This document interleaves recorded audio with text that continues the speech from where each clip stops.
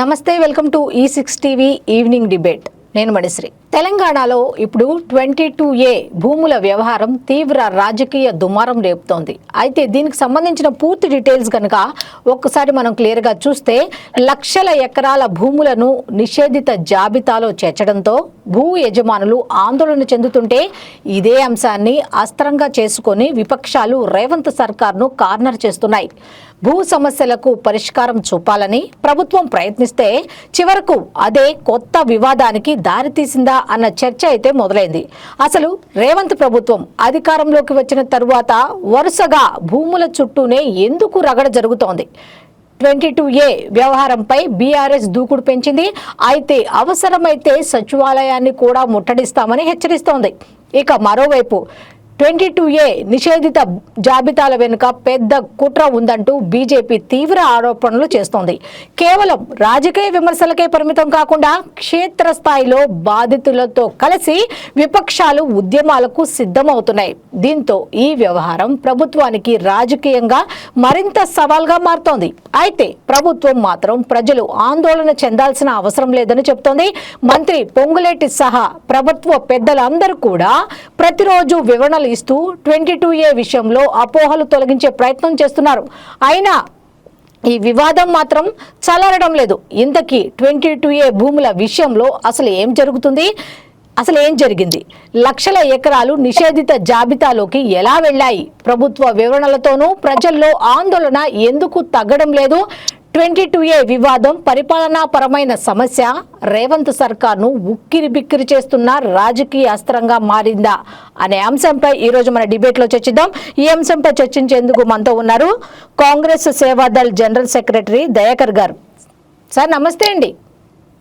నమస్తే madam. Sir, ఇప్పుడు కాంగ్రెస్ ప్రభుత్వం వచ్చిన దగ్గర నుంచి ఈ ప్రభుత్వ పరిపాలనకు సంబంధించి ఏ ఇష్యూ వచ్చినా ఎక్కువ కాలం కూడా ఈ ఒకటే భూముల చుట్టూనే ఈ కాంగ్రెస్ ప్రభుత్వ వ్యవహారం తిరుగుతోంది అనే మాట ఎక్కువగా వినిపిస్తోంది. దీని గురించి ఏం చెప్తారు? మేడం నమస్తే. భూమి చుట్టూ తిరగటం కాదు, మేము ప్రజల చుట్టూ తిరుగుతున్నాం.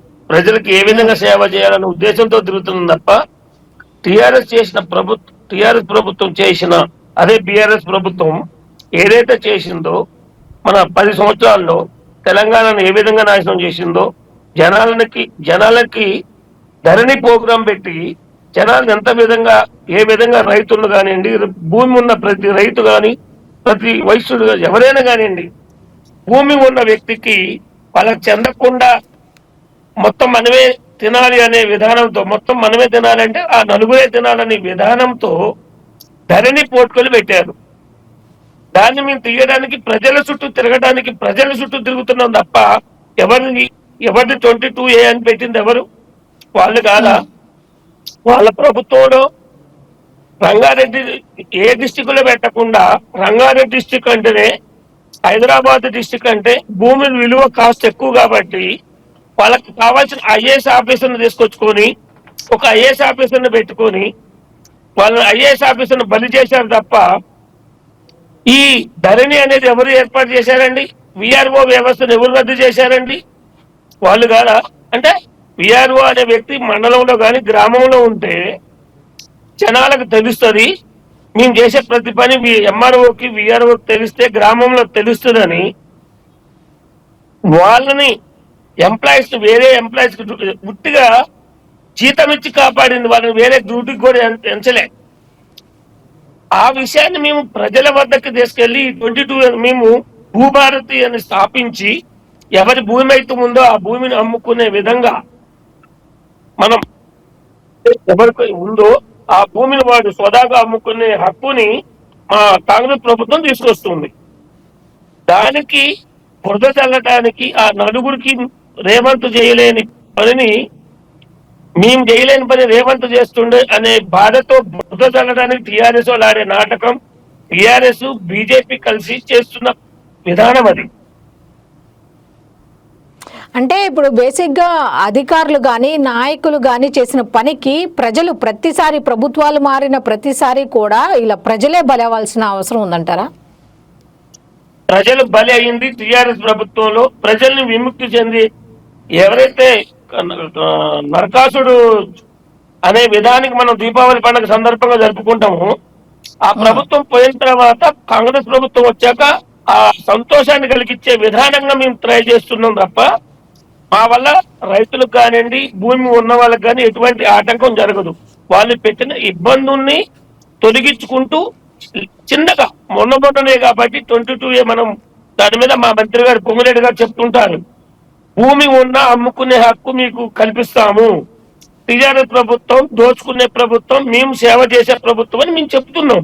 పిసిసి అధ్యక్షుడు మహేష్ అన్న కానివ్వండి, మా young tiger CM Revanth Reddy గారు కానివ్వండి, రెవెన్యూ మంత్రి పొంగులేటి శ్రీనివాస్ రెడ్డి గారు కానివ్వండి, ప్రజలకు ఏ విధంగా ఉపయోగపడాలి ప్రభుత్వం అనేది ఏదనుంటే ప్రజలకి ఎంప్లాయీస్ కి ఇబ్బంది లేకుండా ఎలక్షన్ టైంలోనే party TRS party, BJP party, Congress party ఏ పార్టీ అయినా కొట్టుకోవాలి.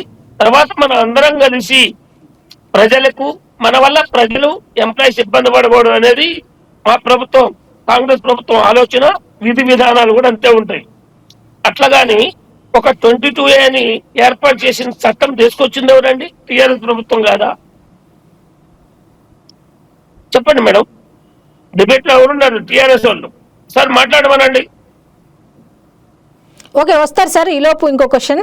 అంటే ఇప్పుడు కేవలం రేవంత్ రెడ్డి ప్రభుత్వాన్ని ఎరకాటన పెట్టేందుకే ఆయన చేస్తున్నటువంటి సంక్షేమ పథకాలు కానీ అందిస్తూ ప్రజల దగ్గర పొందుతున్న ఆదరణ చూసి ఓర్వలేకే ఇటు ప్రతిపక్షాలైనటువంటి బీఆర్ఎస్ కానీ బీజేపీ కానీ కావాలని ఇరకాటంలో పెట్టడానికే ఈ 22A భూముల వ్యవహారం తెరపైకి తీసుకొచ్చారా అంటే ఏం చెప్తారు?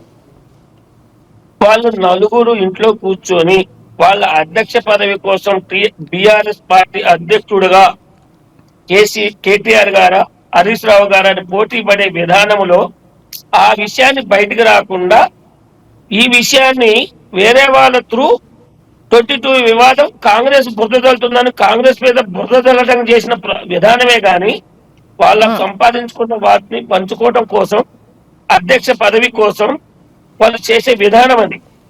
అంతే తప్ప కాంగ్రెస్ పార్టీని ఇబ్బంది పెడితే ఇబ్బంది పడటానికి మాకేం కాదు. ప్రజల కోసం ఎంత ఇబ్బంది అయినా పడి ప్రజలకు న్యాయం చేసే బాధ్యత మా రేవంత్ అన్న తీసుకుంటాడు. అంటే ఇప్పుడు ప్రభుత్వం తరపున పెద్దలందరూ కూడా ఈ 22A భూముల వ్యవహారానికి సంబంధించి ఎంత నచ్చ చెబుతున్నా ప్రజల్లో కూడా ఎక్కడో తెలియని ఆందోళన అయితే నెలకొంది అన్నట్టుగా తెలుస్తుంది. దీని మీద ఏం చెప్తారు?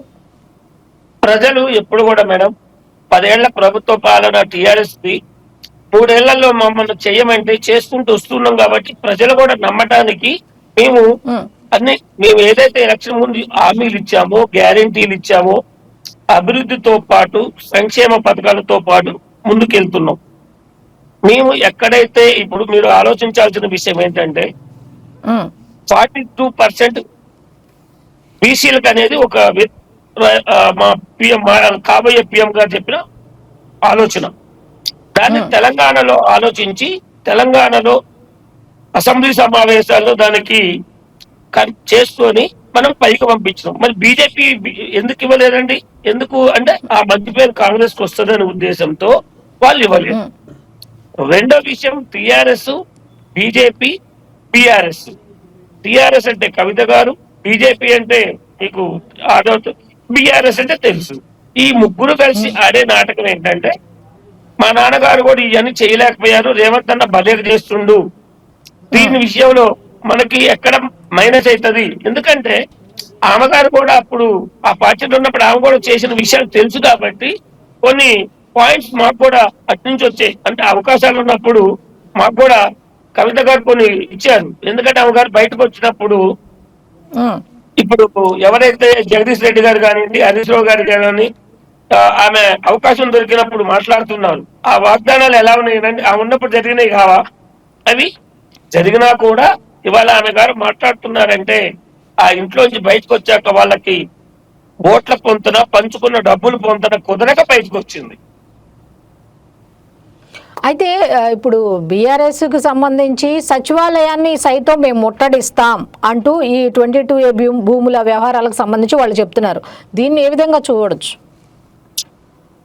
రైతులు ఇప్పుడు అవకాశం ఏంటంటే రైతు పండించుకునే అవకాశం ఇప్పుడు పత్తి గింజలు వేసుకొని, మిరప గింజలు వేసుకొని, పెసర గింజలు వేసుకొని దున్నుకొని పండించుకునే అవకాశం వచ్చిన టైంలో రైతుల్ని ఎగేయటం, ముఖ్యంగా రైతులను ఎగేస్తున్నారు. ఈ టైంలో వాళ్ళు పంట వేసుకోకుండా వాళ్ళు 10 ఏళ్ళు సంపాదించిన డబ్బులు ఉన్నాయి కాబట్టి రైతులకి ఒక్కొక్క వ్యక్తికి 1000 రూపాయలు చొప్పున ఇచ్చి మీరు వెళ్ళి వాటి మీద పడండి, వీళ్ళ మీద పడండి అని బయటికి ఎగదోపుతున్నారే తప్ప ఎందుకు పంపిస్తున్నారంటే, రైతు ఇప్పుడు వర్షం పడ్డది, పత్తి వేసుకోకుండా వెళ్ళిపోయింది అనుకోండి, మళ్ళీ 10 రోజుల తర్వాత కాంగ్రెస్ ప్రభుత్వంలో పత్తి పండలేదు, పత్తి వేసుకోలేదు, ఈ ప్రభుత్వం ఇట్లా చేసిందని చెప్పడానికి రైతు పని చేసుకోకుండా రైతులను ఎగేయటమే టీఆర్ఎస్ వాళ్ళకి బాధ్యత.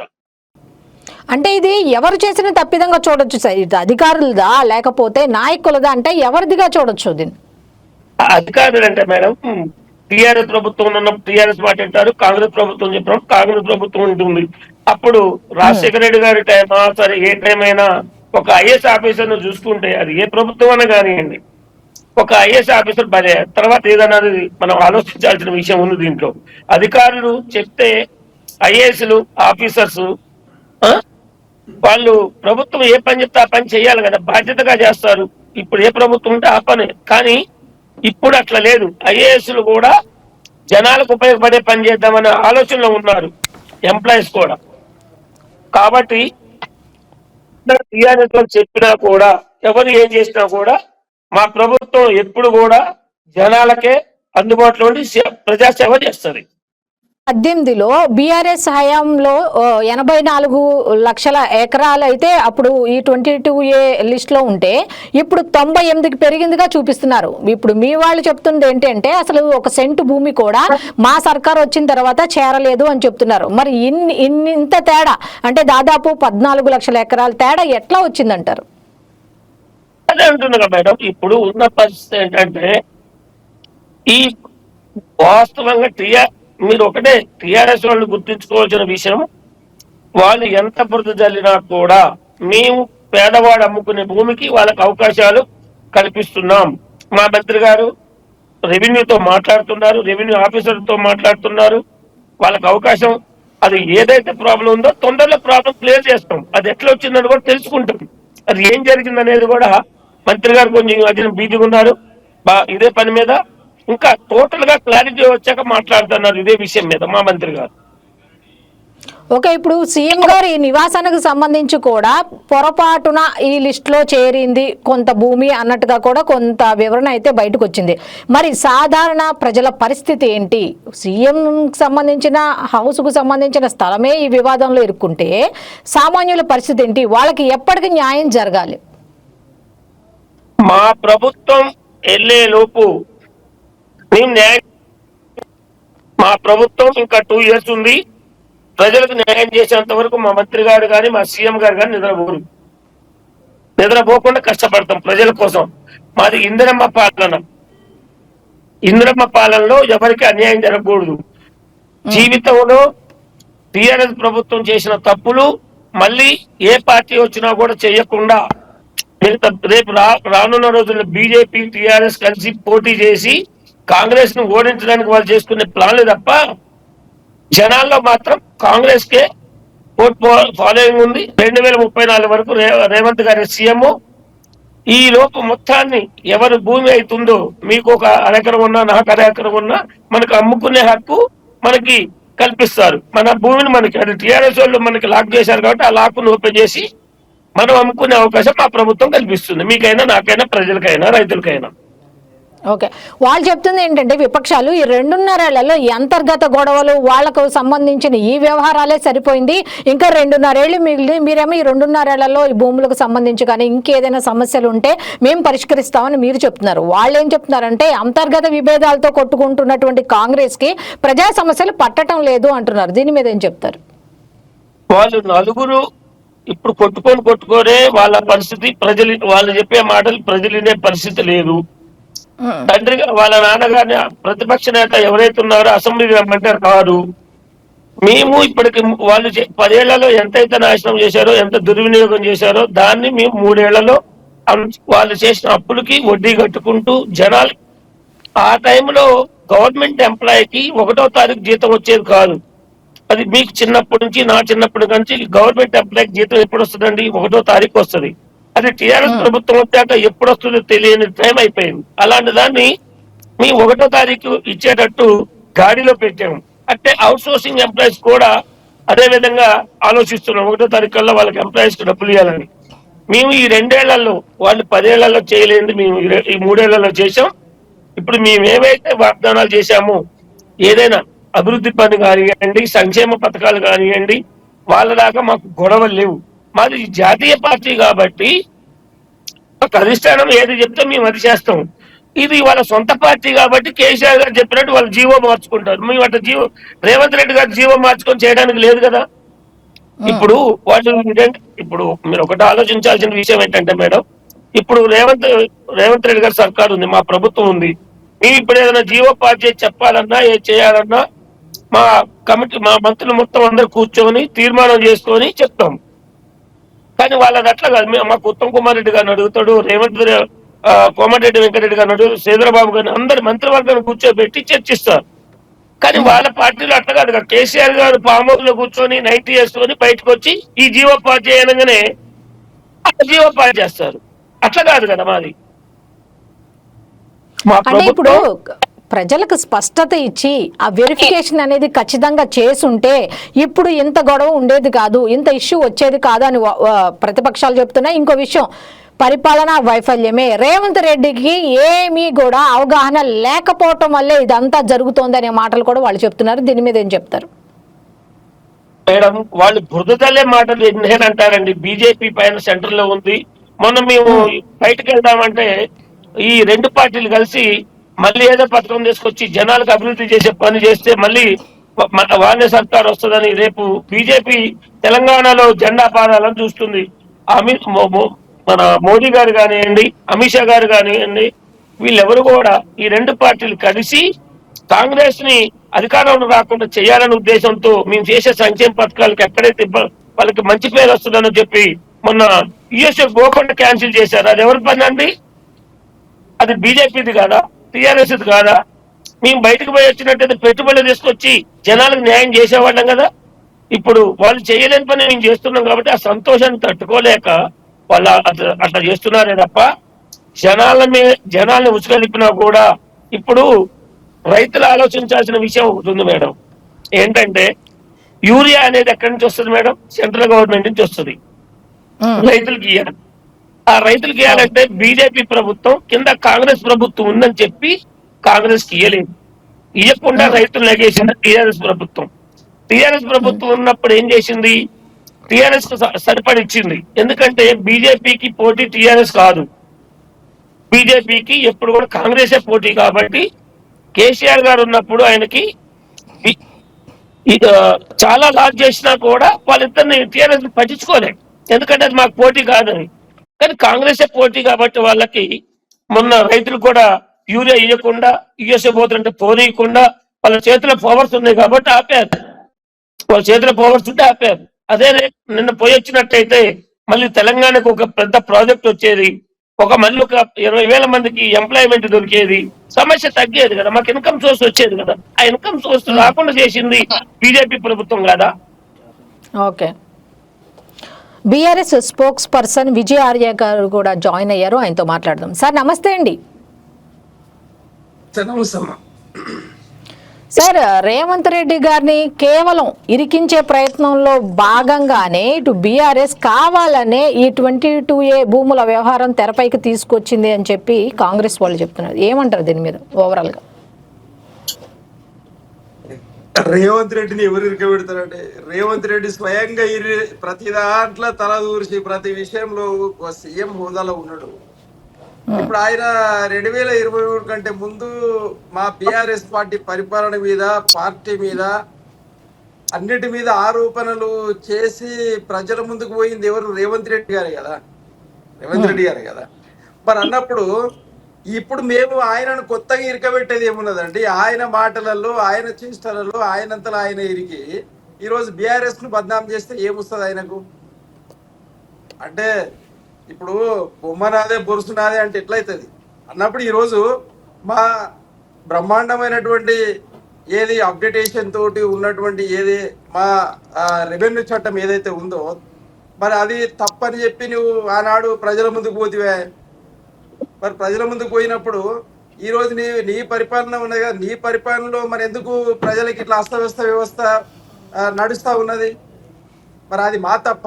మేము కావాలి రాజకీయస్తునిగా దాన్ని మేము వాడుకుంటున్నామా?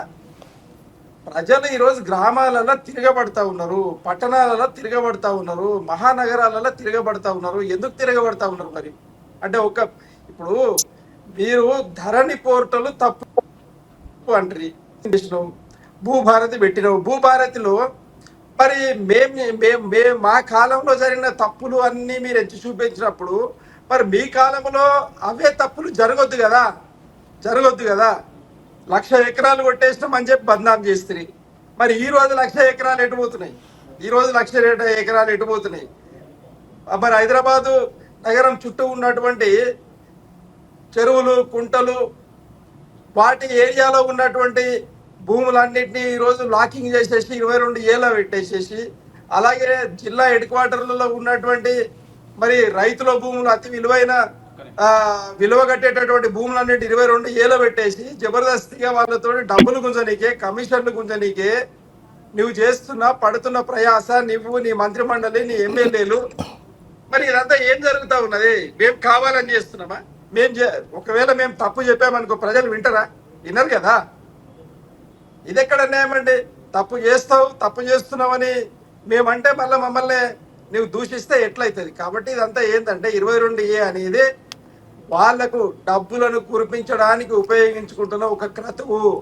న్యాయబద్ధమైన రైతుల యొక్క భూములను కావాలని చెప్పి డబ్బుల కోసం 30%, 40% కావాల్సిన 50% ఇస్తే గానీ మేము 22A నుండి మేము తీయము అని చెప్పేసి మీరు మొరాయించు కూర్చుంటే ఈరోజు ప్రతిపక్షాల వద్దకు ప్రజలు వస్తూ ఉన్నారు, మా ఆఫీసుల చుట్టూ తిరుగుతూ ఉన్నారు రైతులు. మరి వాళ్ళ కోసం మేము ప్రజల ముందు, ప్రభుత్వం ముందు మేము పెట్టకూడదా? అంటే మేము ఏమంటున్నామంటే ఈరోజు నేను 2019 కాంటెస్టెడ్ ఎంపీ చేవెళ్ళ పార్లమెంట్. అంటే నా ఏరియాలో పొంగులేటి శ్రీనివాసరెడ్డి రెవెన్యూ మంత్రి గారి భూదందాన్ని నేను చూపెడతా, చట్టబద్ధంగా, ధర్మబద్ధంగా, న్యాయబద్ధంగా చూపెడతా. ఏంది భూదందాలు చేశారు, ఎంతమంది రైతులు నాగం చేసి. అట్లనే ఈరోజు రేవంత్ రెడ్డి గారి అన్నదమ్ములు చేస్తున్న భూదందాల గురించి నేను చూపెడతారండి, మీకు లైవ్ కాస్ట్ లో చూపెడతా కదా. అంటే ఇవన్నీ ఏంటంటే రైతులను, నిన్ను నమ్మి ఓట్లేసిన రైతులను నువ్వు షెర పెడితే ఏమొస్తుంది? న్యాయబద్ధమైనటువంటి వాళ్ళ భూములను 22 ఏళ్ళ పెడితే ఏమొస్తుంది మీకు? కాబట్టి ఖచ్చితంగా ప్రజలు త్వరలో బుద్ధి చెప్పబోతారు.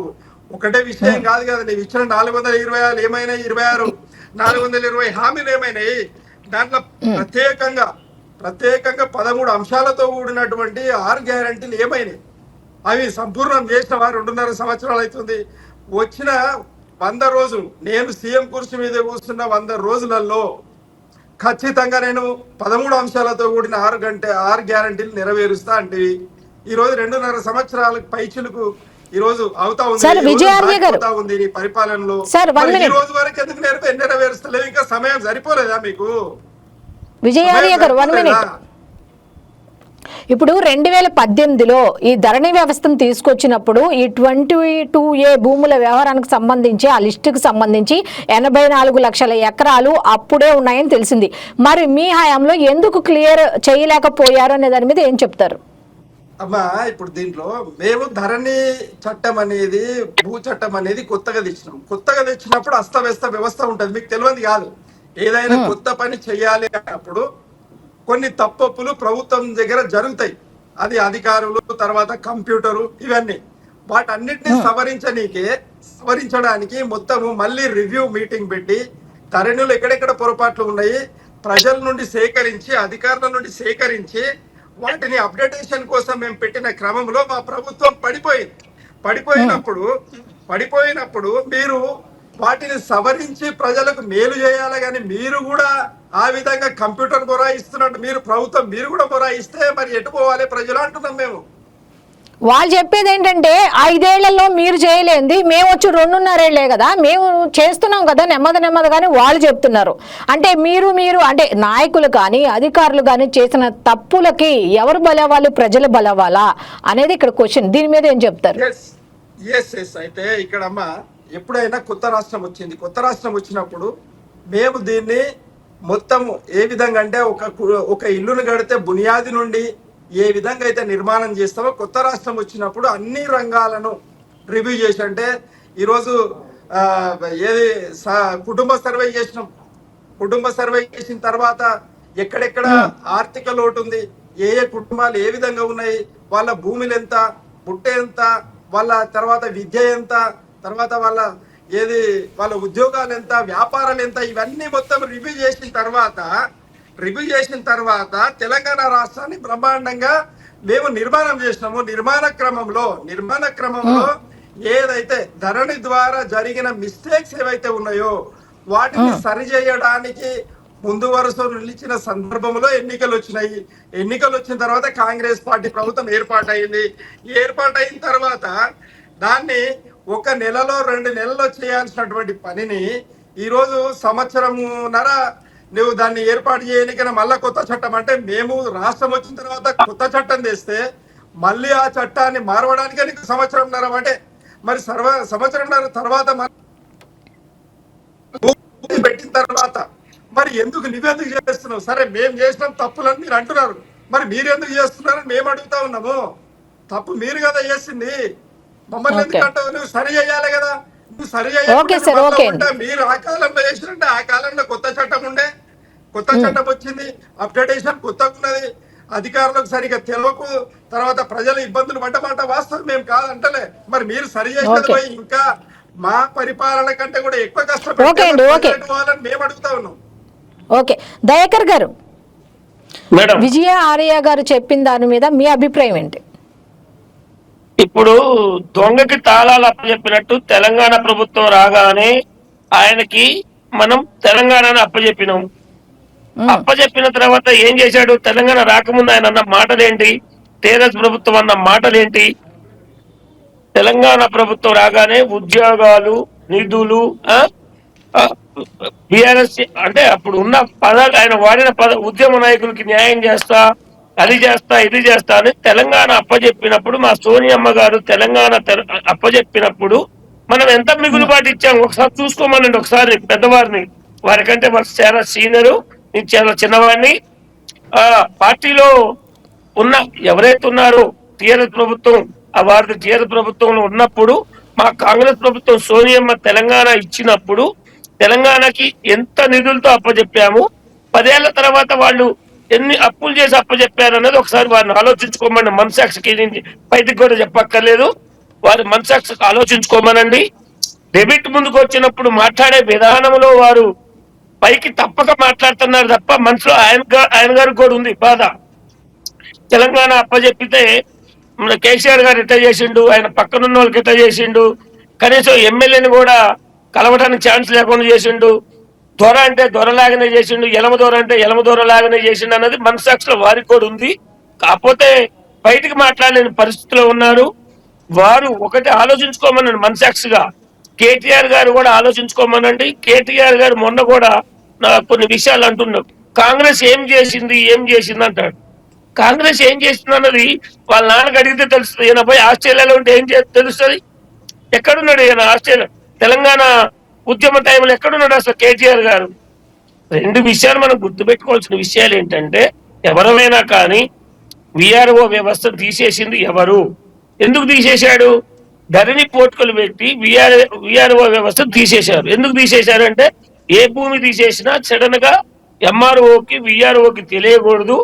ఎంఆర్ఓ అయితే మన చేతిలో ఉంటాడు, విఆర్ఓ అంటే గ్రామానికి ఒకటి ఉంటాడు.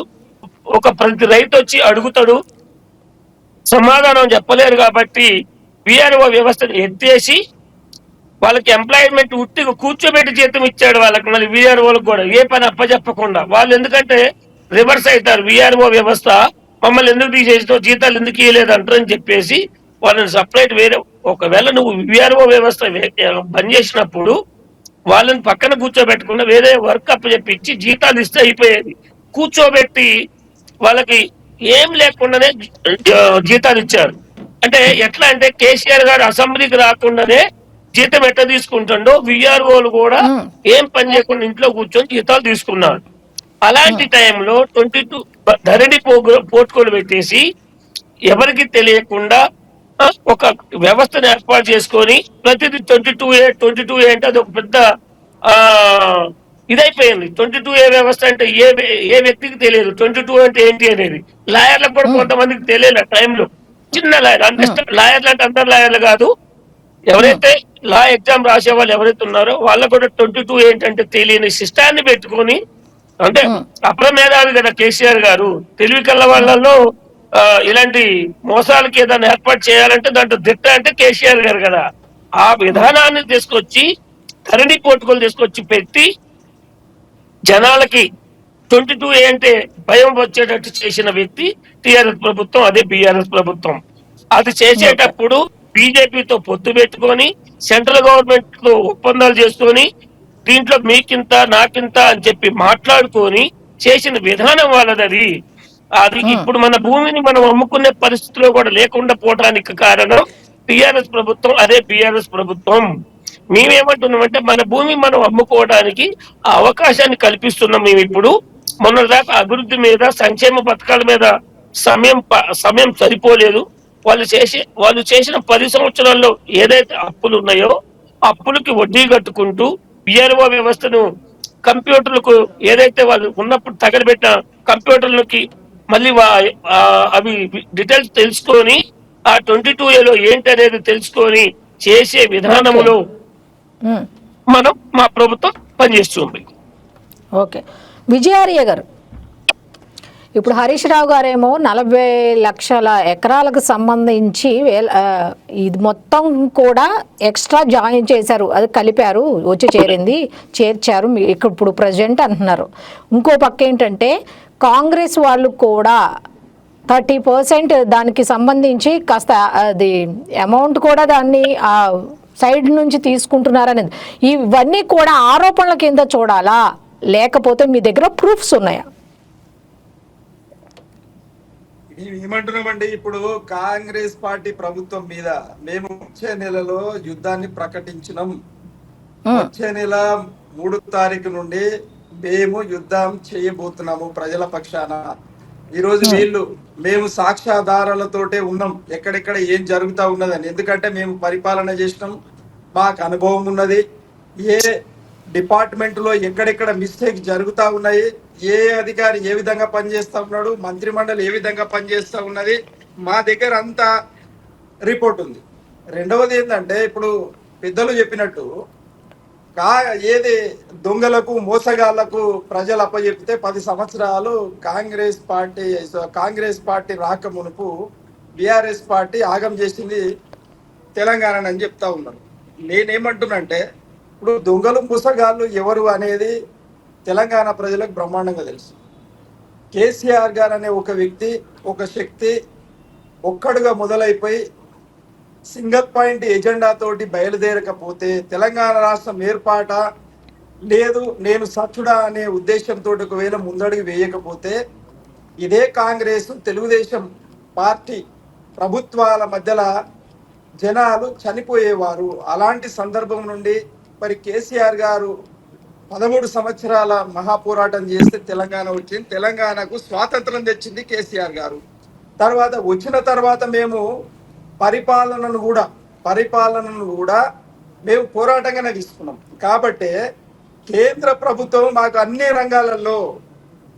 రంగాలలో మరి సన్మానించింది, తర్వాత బహుమతులు ఇచ్చింది. అందుకే ఈరోజు తెలంగాణ నంబర్ 1 స్టేట్ గా ఉన్నది. మేము ఉన్నన్ని రోజులు తెలంగాణ నంబర్ 1 స్టేట్ గా ఉన్నది. ఈరోజు వీళ్ళు అంటా ఉన్నారు, సరే మరి ప్రజలు తేలుస్తారు. ఎందుకంటే సరే మా మాట మేము మాట్లాడినా, వారి మాట వాళ్ళు మాట్లాడినా ప్రజలు తేలుస్తారు రేపు పొద్దుగల. మేమేమంటున్నాం అంటే 384 ఒక స్వచ్ఛమైనటువంటి నిష్పక్షపాతమైనటువంటి అవినీతి లేనటువంటి పథకాలను మేము అమలు చేసినాం. అందులో అభివృద్ధి పథకాలలో కాళేశ్వరం కట్టింది మరి మీరా, తెలంగాణ దహార్తిని తీర్చింది మీరా, మరి మీ కార్యకాలంలో మీరు అసలు ప్రాజెక్టుల గురించి మీకు తెలుసా? ఒకవేళ తెలిస్తే ఆంధ్ర పాలకులు మనకు తెలంగాణకి ఇచ్చిండ్రా? ఇవన్నీ గమనించాల్సిన అవసరం ఉంది. అది తెలుగుదేశం పార్టీ ప్రభుత్వం కావచ్చు, కాంగ్రెస్ పార్టీ ప్రభుత్వం కావచ్చు. కానీ అక్కడ అధినాయకత్వం ఆంధ్ర వాళ్ళు కాబట్టి ఖచ్చితంగా మరి ఆంధ్ర రాష్ట్రానికే నీళ్లు నిధులు నియామకాలు అన్నీ కూడా ఆ 3 కూడా ఆ రాష్ట్రానికే చెందినవి. పోయినాయి. మీకు తెలియంది కాదు, అందుకోసమే తెలంగాణ ఉద్యమం వచ్చింది. 1919 మొదలైపోతే మరి 1948లో నుండి తర్వాత 2014 వరకు మరి ఉద్యమం నడిచింది. ఇంత పెద్ద చరిత్ర గల తెలంగాణ ఉద్యమానికి శాశ్వత పరిష్కారాన్ని చూపెట్టింది కేసీఆర్ గారు. మరి కాళేశ్వరం మీరు కడితేరా, లేకపోతే పాలమూరు ఎత్తిపోతల మీరు కడితేరా, సీతారామ ప్రాజెక్టు మీరు కడితేరా, మీరు ఒక్క నిమిషం వినండి. మీరు కడితేరా, తెలంగాణ తెచ్చింది మీరు, ఇచ్చింది ఎవరు? ఇచ్చింది ఎవరన్నా? తెలంగాణ తెచ్చింది మేము అని మీరు అంటున్నారు. తెలంగాణ ఇచ్చింది కాంగ్రెస్.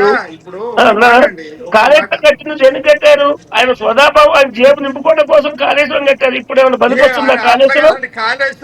అన్న నీకు నాకు గొడవ కాదు, మన పార్టీ, మీ పార్టీకి నా పార్టీకి గొడవ. కేసీఆర్ గారి పొలానికే పోతున్నాయా? ఇది ఏమి మాకు అర్థం కాదు. ఈ రోజు ప్రపంచ దేశంలో నంబర్ 1 కాళేశ్వరం ఉన్నది. ఈ రోజు భారతదేశంలో ఉన్న ప్రతి రాష్ట్ర ప్రభుత్వం వచ్చి కాళేశ్వరం గురించి నేర్చుకొని పోతా ఉన్నారు. ఇంత బ్రహ్మాండమైనటువంటి ఎట్లా కట్టిరు మాట్లాడు. Pride of Telangana. మీ ప్రభుత్వం అంతా 10 ఏళ్ల సంతకం ఇచ్చారు. ఎప్పుడైనా తెలుసా? మీరు ఇచ్చిన గుర్తు పెట్టుకోండి. ఇండస్ట్రియల్ ప్రాజెక్టులు 24,000 ఇండస్ట్రీస్ నెలకొల్పి 35 లక్షల నిరుద్యోగులకు ఉద్యోగాలు ఇప్పించిన ఘనత కేసీఆర్ గారిది. ఎక్కడండి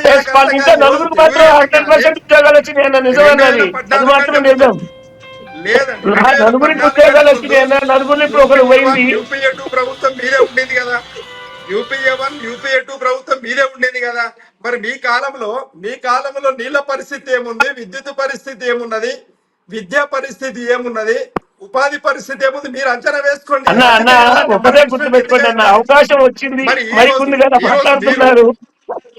లేదండి. ఈ రోజు మీరు వచ్చిన తర్వాత 5వ నంబర్కి తెలంగాణ ఎందుకు పడిపోయింది? మేము ఉన్నప్పుడు నంబర్ 1 ఎందుకు ఉంది? చెప్పండి మరి. నెంబర్ 1 అనేది ఓకే విజయార్య గారు సార్ 1 మినిట్. ఇప్పుడు లేఅవుట్లు కానివ్వండి, హెచ్ఎండిఏకి సంబంధించిన అనుమతులు కానీ మీ హయాంలో ఇచ్చారు.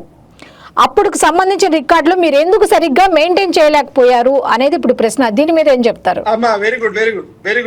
మీరు మంచి ప్రశ్న చేసారు. ఇక్కడ పొరపాటు ఎక్కడ జరిగింది అనేది ఇప్పుడు మీకు క్లియరెన్స్ ఇస్తా. ఈరోజు కాంగ్రెస్ పార్టీ, తెలుగుదేశం పార్టీ ప్రభుత్వాలు ఉన్నప్పుడు మహానగరంలోని చెరువులు, కుంటలకు లేఅవుట్లు ఇచ్చింది వాళ్ళు, శాంక్షన్ చేసింది వాళ్ళు. దాన్ని క్రమబద్ధీకరించనికే మరి మున్సిపల్ కార్పొరేషన్ను సెంట్రలైజ్ చేస్తూ మరి ఇప్పుడు ఏదైతే మన హైడ్రా ఉందో, హైడ్రా కంటే మునుపు ఒకదాన్ని ఏర్పాటు చేసి దానికి 800 మందిని పెట్టి దాన్ని మొత్తము ఆ లేఅవుట్లన్నింటినీ కూడా అసలు ఏ టైంలో ఎవరు దానికి పర్మిషన్స్ ఇచ్చిర్రు, మరి అక్కడ ప్రజలు ఇల్లు ఎట్లా కట్టుకున్నారు, లేఅవుట్ ఎట్లా ఏర్పాటు అయినాయి, ఇవన్నీ డేటా తీస్తే మొత్తం కాంగ్రెస్ పార్టీ పరిపాలనలో, తెలుగుదేశం పరిపాలనలో మొత్తం పర్మిషన్స్ ఇచ్చిర్రు. నీళ్ళుండే ప్రదేశంలో మీరు ఇల్లు కట్టుకున్నారు. దౌర్జన్యం చేసి నీళ్ళున్న ప్రదేశం మేము కోర్టుకి వెళ్ళినాం. ఈ లేఅవుట్లన్నీ తప్పు, మీరు దీన్ని క్రమబద్ధీకరించాలనా లేదు తీసేయాలనా? ఎందుకనంటే రేపు పొద్దుగల ప్రకృతి వైపరీత్యాలు వస్తే మహానగరం మునిగిపోతది. మేము ప్రజల్ని విశ్వాసంలోకి తీసుకున్నాము. మేము ప్రజల మీద హైదరాబాద్ మీరు దాడికి పాల్పడ్డారు. మేము పర్మిషన్స్ ఇవ్వలేదు. మేము వాటిని క్రమబద్ధీకరించుకుంటూ వచ్చినాము అంతే తప్పిస్తే ఇక్కడ కూడా మా దగ్గర పొరపాటు జరగలే. భూముల విషయంలో కానీ లేఅవుట్ పర్మిషన్ ఇచ్చింది కాంగ్రెస్ పార్టీ, తెలుగుదేశం పార్టీ ప్రభుత్వంలో పర్మిషన్స్ ఇచ్చారు, లేఅవుట్ పర్మిషన్స్. ఓకే దయాకర్ గారు, ఇప్పుడు కొన్ని ఎగ్జాంపుల్స్ తీసుకుంటే ఇప్పుడు మన విద్యార్థులకు సంబంధించి ఫీజు రియంబర్స్మెంట్ బకాయిలు కానివ్వండి, లేకపోతే ఇప్పుడు 22A భూములకు సంబంధించిన ఇష్యూస్ కానీ బయటకు వస్తుంటే కాంగ్రెస్ వాళ్ళు చెప్తుంది ఏంటి అంటే, మీ వాళ్ళు చెప్తుంది ఏమిటి అంటే గత బీఆర్ఎస్ చేసినటువంటి తప్పిదాల వల్లే ఇది జరుగుతోంది అనేది చెప్తున్నారు. దీనికి సంబంధించి డీటెయిల్స్ ఏమున్నాయి మీ దగ్గర? లేదు అమ్మా, ఇప్పుడు ఫీజు రియంబర్స్మెంట్ బకాయిలు మా కాలంలో దాదాపు 6,000 కోట్ల రూపాయలు బకాయిలు ఉన్నమాట ఒక్క వాస్తవం. నిమిషం సార్, మీ దగ్గరికి వస్తా. దయాకర్ గారు మాట్లాడిన తర్వాత మీ దగ్గరికి వస్తా. ఇప్పుడు 11,000 విజయార్య గారు 1 మినిట్, విజయార్య గారు 1 మినిట్. దయాకర్ గారిని అడిగాను కదా ఈ క్వశ్చన్, దయాకర్ గారిని అడిగాను, ఆయన చెప్పిన తర్వాత మీరు చెప్తారు గాను. 1 మినిట్ దయాకర్ గారు మీరు చెప్పండి. మేడం మళ్ళొకసారి రిపీట్. అంటే ఫీజు రియంబర్స్మెంట్ కి సంబంధించిన బకాయిలు కానివ్వండి, ఆ ఇష్యూకు సంబంధించి కానీ, ప్రెసెంట్ 22A భూములకు సంబంధించిన ఆ ఒక్క విషయమైనా కదా, ఏ విషయం వచ్చినా గత ప్రభుత్వ హయాంలో జరిగిన తప్పిదాల వల్లే అనేది కాంగ్రెస్ వాళ్ళు చెప్తున్నారు. ఇది ఎంతవరకు కరెక్ట్ అనేది కొంతమంది వాదన. దీని మీద మీరేం చెప్తారు?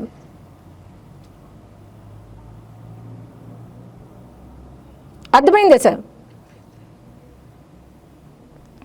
సార్ మళ్ళీ రిపీట్ చేయమంటారా? Just repeat. నేను అనేది ఏంటంటే ఫీజు రియంబర్స్మెంట్కి సంబంధించి బకాయిలు పెండింగ్లో ఉన్నాయి కదా, దీ ఇష్యూ కానీ లేకపోతే ఇప్పుడు 22A భూముల వ్యవహారానికి సంబంధించి కానీ ఇటువంటి ఏ ఇష్యూస్ బయటకు వచ్చినా ఎంతసేపు గత బీఆర్ఎస్ వల్లే ఇలా జరిగింది, గత బీఆర్ఎస్ వల్లే ఇలా జరిగింది అని చెప్పి కాంగ్రెస్ నేతలు చెప్తున్నారు. వాస్తవంగా చెప్తే ఇది ఇలా ఒకళ్ళ మీద ఒకళ్ళు ఇలా ఈ విధంగా నిందలు వేసుకోవడం కావచ్చు, రాళ్ళు విసురుకోవడం కావచ్చు, నాయకులు చేసిన తప్పులకు ప్రజలు బలవుతున్నారు. దీని గురించి ఏం చెప్తారు? 10 ఏళ్లలో వాళ్ళు చేసిన పనిని అధికారులు కొంతమంది బలవుతారంటే మా ప్రభుత్వం అధికారులు బలిగాటం కరెక్ట్ కాదు, అధికారులను ఇబ్బంది పెట్టద్దు. ఆ రోజు ఉన్న ప్రభుత్వం కేసీఆర్ ప్రభుత్వం ఆయన చెప్పితే చేశారు కాబట్టి అధికారులను ఇబ్బంది పెట్టొద్దు. రైతులకు లాస్ అయింది. ప్రైవేట్ స్కూల్స్ పెట్టిన వాళ్ళు ఇబ్బందులు పడ్డారు, అప్పు తెచ్చుకొని పెట్టుకున్నారు. వాళ్ళ బకాయిలు చెల్లించాలంటే టిఆర్ఎస్ ప్రభుత్వం చేసిన అప్పులకు వడ్డీ కట్టుకుంటూ వాళ్ళకి బిల్లులు కూడా అందరికి ఇచ్చుకుంటూ వస్తూ ఉన్నాం. మా ప్రభుత్వం 3 ఏళ్లలో 10 ఏళ్లకి 3 ఏళ్లకి ఎంత తేడా చూడండి. మేము 10 ఏళ్లలో వాళ్ళు బకాయిలు ఎంత కట్టించారో చూడమని, ఎంత తీర్చారు, స్కూల్ ఫీజు రిమెంట్మెంట్ కానివ్వండి, రైతులు కానివ్వండి, సంక్షేమానికి కానివ్వండి, అభివృద్ధికి కానివ్వండి, ఏ దానికైనా వాళ్ళు పెట్టిన దాంట్లోంచి మేము పైసలు కూడా దుబారా ఖర్చు చేయలేదు. మేము రైతులకు అందాల్సింది రైతులకు అందిస్తున్నాం. ఎవరికి ఏ స్కూల్ అయితే ఉన్నాయో కాలేజీలకు కానీ వాళ్ళ ఫీజు రిమెంట్మెంట్ కూడా అన్ని కాలేజీలకు కూడా మొన్ననే సర్క్యులేషన్ జీవో పాస్ చేశారు మా సీఎం గారు. బకాయిలు చెల్లించండి, ఎందుకంటే టిఆర్ఎస్ చేసిన ప్రభుత్వం చేసిన పని చేస్తే మనకు కూడా ఇబ్బంది అయింది. అది వాళ్ళ నలుగురికి టిఆర్ఎస్ వాళ్ళకి చెల్లుబాటు అయింది కానీ మన ప్రభుత్వానికి చెల్లుబాటు కాదు. ఆ బకాయిలు మనం చెల్లించాల్సిన బాధ్యత మనకు ఉంది కాబట్టి అంటే మా బట్టి గారు అన్నారు, మీరు చెప్పారు, నేను వచ్చే నెలలో చూసి దాన్ని సర్క్యులేషన్ ఫార్వర్డ్ చేసి ఆర్థిక ఇబ్బందులు ఏమైతే ఉన్నాయో వాటిని చూసుకుంటూ వాళ్ళు 1వ తారీఖు ఇవ్వలేని జీతాలు మనం 1వ తారీఖు ఇస్తున్నాం, అన్ని సెట్ చేసుకుంటూ వస్తున్నాం.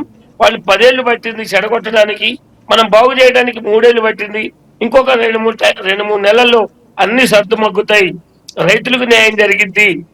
మేమేమైతే హామీలు ఇచ్చామో హామీలు నెరవేరుతాయి, అందరికీ న్యాయం చేస్తాము. కానీ ఇంట్లో ఉన్న నలుగురికి కొడుకులకి మనం న్యాయం చేయలేకపోతున్నాం.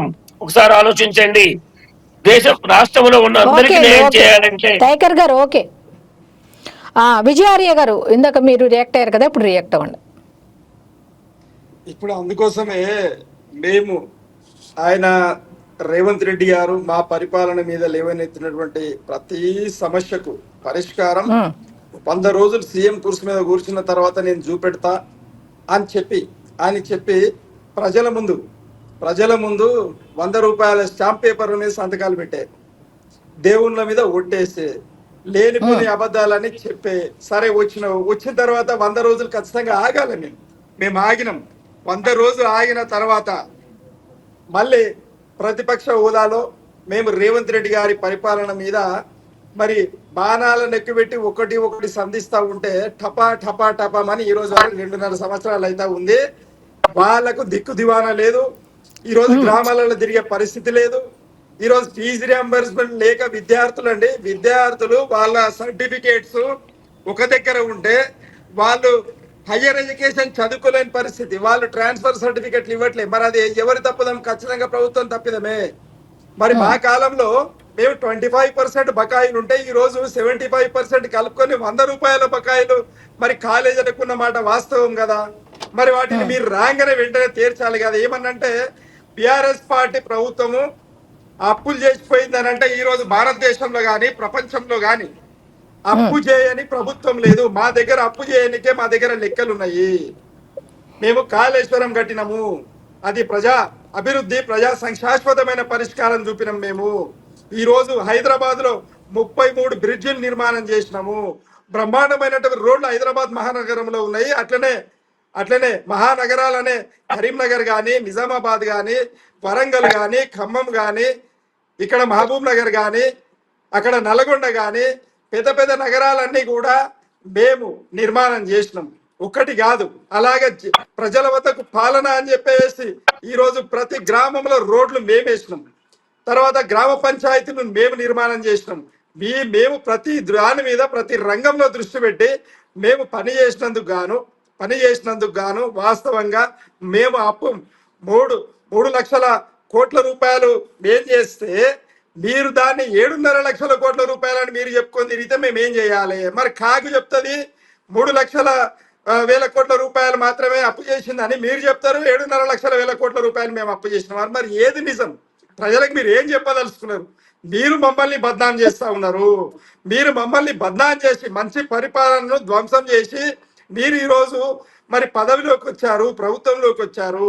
మరి మేము చేసిన తప్పులమని చెప్తున్నప్పుడు మరి ఆ తప్పులను సవరించాల్సిన బాధ్యత మీదే కదా, కొనసాగించాల్సిన బాధ్యత మీదే కదా. పిల్లలకు ఫీజు రియంబర్స్మెంట్ ఇవ్వాల్సిందే, మరి ఎందుకు ఇవ్వలేదు? అట్లనే మహిళలకు, విద్యార్థినులకు మీరు స్కూటీలు ఇస్తామంటారు, ఇప్పటి వరకు ఇవ్వకపోతుంది. విద్యార్థులకు ఈరోజు 5 లక్షల గ్యారంటీ కార్డు ఇస్తామంటారు, మీరు ఇవ్వకనే పోతుంది. తర్వాత ఏంది, అదైతే ఉష్కాకి అయిపోయింది. ఏంది, బంగారం, తులం బంగారం ఇక్కడ వేయమని అయిపోయి ఏమైంది, 1,50,000 ఒక తులం అయిపోయింది. కాబట్టి మేము కొనలేమని చెప్పి మీరు ప్రకటన చేస్తారు. సరే, అది మీరు రైతులకు 3 ఎకరాలు భూమి ఇస్తారన్నారు, ఇచ్చారా? మీరు 3 ఎకరాలు భూమి ఇస్తారన్నారు, ఇచ్చారా? 1,116,000 ప్రజలకి ఇవ్వచ్చు కదా, ఆ ప్రజలకి ఇవ్వచ్చు కదా. దాన్ని కూడా ఏనాడైనా మీ సీఎం, మీ ప్రతిపక్ష నేత ఎప్పుడైనా సీఎం అసెంబ్లీకి వచ్చి ప్రశ్నించాడా? ఎప్పుడైనా ప్రశ్నించాడా? ఆ దమ్ముందా? బీజేపీ నాయకులు సార్, ప్రభుత్వం 1 మినిట్ ప్లీజ్, 1 మినిట్. ఇప్పుడు దాకా మీరు డిస్కస్ చేశారుగా, 1 మినిట్. బీజేపీ నాయకులు రాజునేత గారు కూడా ఉన్నారు, ఆయనతో కూడా మాట్లాడే ప్రయత్నం చేద్దాం. సార్ నమస్తే అండి. నమస్తే మేడం. సార్, ఇప్పుడు తెలంగాణకు సంబంధించి ఈ 22A భూముల వ్యవహారానికి సంబంధించి బీఆర్ఎస్ చేసిందంటూ కాంగ్రెస్ చేసిందంటూ బీఆర్ఎస్, రెండు ఒకదాని మీద ఒకటి బురద జల్లుకునే ప్రయత్నంలో ఉంటే, మీరు మాత్రం ఏదో పెద్ద కుట్ర అయితే జరిగింది అనేది అయితే మాట్లాడుతున్నారు. అసలు ఏం కుట్ర జరిగింది అంటే ఏం చెప్తారు? అందరికీ గుడ్ ఈవినింగ్ అండి. ఈరోజు తెలంగాణ రాష్ట్రంలో సర్కారు పరిపాలన ఏ రకంగా తయారైందని అంటే, ల్యాండ్ మాఫియా మీదనే ఈరోజు ప్రభుత్వం కాన్సన్ట్రేషన్ చేస్తుందేమో అని ఒకవైపు అనిపిస్తుంది మేడం. ఎందుకనంటే ఈరోజు 22A అనేటువంటి నిషేధిత జాబితాను తీసుకొచ్చి ఈరోజు ప్రజల లోపట మొత్తం కూడా గందరగోళమైనటువంటి పరిస్థితిని క్రియేట్ చేస్తున్నారు. సాక్షాత్తు 2015 సంవత్సరంలో తెలంగాణ రాష్ట్ర హైకోర్టు చెప్పింది, ఈ ప్రొహిబిటెడ్ ల్యాండ్స్ అని ఏవైతే మీరు పెడుతున్నారో వాటి మీద వివరణ ఇవ్వాలి, తర్వాత కౌంటర్ దాఖలు చేయండి అని చెప్పేసి చెప్పింది. 2025 సంవత్సరం వరకు దీంట్ల మీద ఏవైతే భూములు తెలంగాణ రాష్ట్రంలో ఈ నిషేధిత జాబితాలో పెట్టారో వాటిని పరిష్కారం చేసేటువంటి దిశగా ఆలోచన చేయలేదు. పైపెచ్చు కాంగ్రెస్ పార్టీ వచ్చిన తర్వాత కూడా ఒకవైపు ధరణిని తీసేసి బంగాళాఖాతంలో వేస్తాము, మేము భూభారతి తీసుకొస్తున్నాము, భూముల సమస్యలను అన్నిటిని కూడా మేము పరిష్కారం చేయబోతున్నామని చెప్పిర్రు. కానీ తీరా చూస్తే ఇప్పుడు విషయం ఏంటంటే, ఉన్న సమస్యలను వీళ్ళు పట్టించుకోకపోగా మళ్ళా కొత్త సమస్యలను వీళ్ళు క్రియేట్ చేసేటువంటి పరిస్థితిని ఈరోజు తీసుకొచ్చారు మేడం. ఎందుకనంటే ఈరోజు 22A అనేటువంటిది ఎందుకోసం తెచ్చిర్రు? ఈరోజు ప్రజలను ఎందుకు భయభ్రాంతులకు గురి చేస్తున్నారు? మధ్యవర్తులను ప్రోత్సహించి ఎందుకు వాళ్ళకు? ఒక పక్క మంత్రి ఏమో 90%, 98% క్లియర్ అయిపోయి అంటున్నారు, కానీ ప్రజలు మాత్రం ఆందోళన చెందుతున్నారు. వాళ్ళు ఎంత నచ్చ చెప్తున్నా, ప్రభుత్వం తరపున ఎవరు ఎన్ని మాట్లాడుతున్నా వాళ్ళైతే ఆందోళనకు అయితే గురవుతున్నారు. దీని మీద ఏం చెప్తారు? ఎస్ మేడం, మా శాసనసభ పక్ష నేత ఏలేటి మహేశ్వర్ రెడ్డి గారు ప్రెస్ మీట్ లో మాట్లాడుతూ చాలా క్లియర్ గా తెలంగాణ రాష్ట్రంలో ఏ జిల్లాల్లో ఎక్కడెక్కడ ఈ 22Aలో భూములను పెట్టిర్రు, ఎందుకు పెట్టిర్రు అని చెప్పేసి దీని మీద ప్రభుత్వానికి సవాల్ విసరడమే కాకుండా అసెంబ్లీ దగ్గరికి నేను అన్ని వివరాలు తీసుకొని వస్తున్నా, మీరు రాండి చర్చిద్దామనంటే ఎవరు రాలేదు, పారిపోయారు చర్చ నుంచి ప్రభుత్వంలో ఉన్న వాళ్ళు. ఈరోజు ఒకసారి దీన్ని క్లారిటీగా మనం ఒకసారి వివరించే ప్రయత్నం చేస్తాం మేడం. ఈ చెప్పండి సార్. 22A లో పెట్టినటువంటి భూములు ఏవయ్యా అని ఒకసారి పరిశీలన చేస్తే ప్రభుత్వానికి సంబంధించినటువంటి పోరంబోకు ల్యాండ్, బంజారు భూములు, తర్వాత అసైన్డ్ ల్యాండ్స్ అంటే ప్రభుత్వం పేదలకు సాగు కోసం, ఇల్లు నిర్మాణం కోసం గతంలో ఇచ్చిన భూములు ఉంటాయి కదా, అవి ఇతరులకు అమ్మకూడదని ఈ జాబితాలో పెట్టినవి. తర్వాత దేవాదాయ భూములు, వక్ఫ్ భూములు, ఆలయాలు, మసీదులు, మతపరమైనటువంటి సంస్థలకు సంబంధించినవి, తర్వాత అటవీ ప్రాంతానికి సంబంధించినటువంటి అటవీ శాఖ పరిధిలోకి వచ్చేటువంటి భూములు, తర్వాత కోర్టు పరిధిలో అంటే అన్నగారు చూసి రాష్ట్రం చదువుతున్నారు. ఒక్కసారి మీరు ఒకసారి ఆలోచించండి. అది దయాకర్ గారు 1 minute రాజునేత గారు మాట్లాడమండి, మీకు టైం ఇస్తాను. కోర్టు పరిధిలో ఉన్నవి అంటే కోర్టు గతంలో కోర్టు మెట్లెక్కినటువంటి వాళ్ళు ఈ ఫలానా భూమి నాదని వీళ్ళు వివాదం పరిష్కారం కాక ఏదైతే ఉన్నాయో అవి కోర్టు స్టే ఇచ్చిన భూములన్నీ కూడా ఈ జాబితాలో వస్తాయి. అయితే ఇవన్నీ పక్కకు పెట్టి ఇప్పుడు ప్రభుత్వం ఏం చేస్తున్నదంటే ఆల్రెడీ క్లియర్ గా ఉన్నటువంటి ల్యాండ్స్ ఏవైతున్నాయో వాటి మీద ఈ రోజు కొర్రీలు పెట్టి అందరినీ భయభ్రాంతులకు గురి చేసే రకంగా ఈరోజు 22A జాబితాలో చేరుస్తున్నారు. దీని వెనకాల అసలు కుట్ర ఏంది? వందల ఎకరాలు, వేల ఎకరాలు, లక్షల ఎకరాలు ఈ రోజు నిషేధిత జాబితాలో చేర్చి ఎవరికి ఈరోజు అప్పనంగా కట్టబెట్టేటువంటి ప్రయత్నం చేస్తున్నది ప్రభుత్వం. ఎందుకు ఈ రకంగా ఈరోజు భూముల విషయంలో ప్రభుత్వం నిమిషాలు లెక్కిస్తుంది? ఈరోజు ప్రైవేటు వ్యక్తుల భూములను నిషేధిత జాబితాలో పెట్టడం ఏంది? విచిత్రమైన పరిస్థితి ఏం తెలుసా మేడం? ఇందులో ఆశ్చర్యం అనిపిస్తది.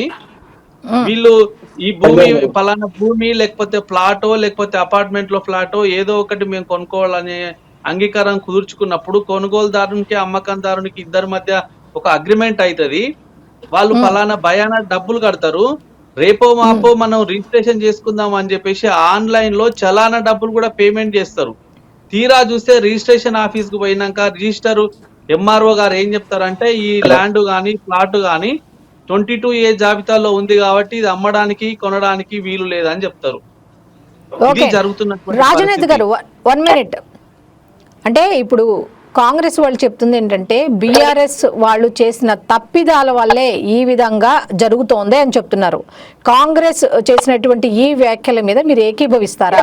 మీ సపోర్ట్ బీఆర్ఎస్ కి ఇస్తారా? లేదు బీఆర్ఎస్ చేసింది రాంగ్ రైట్ అనేది కాంగ్రెస్ కు మద్దతుగా మాట్లాడతారా? ఏం చెప్తారు? బీజేపీ, టీఆర్ఎస్ మూడు ఒకటే మేడం. మీరు అడగటం క్వశ్చన్ రాంగ్ అడిగారు. అడగటం బీజేపీ వాళ్ళని మీరు అడగటం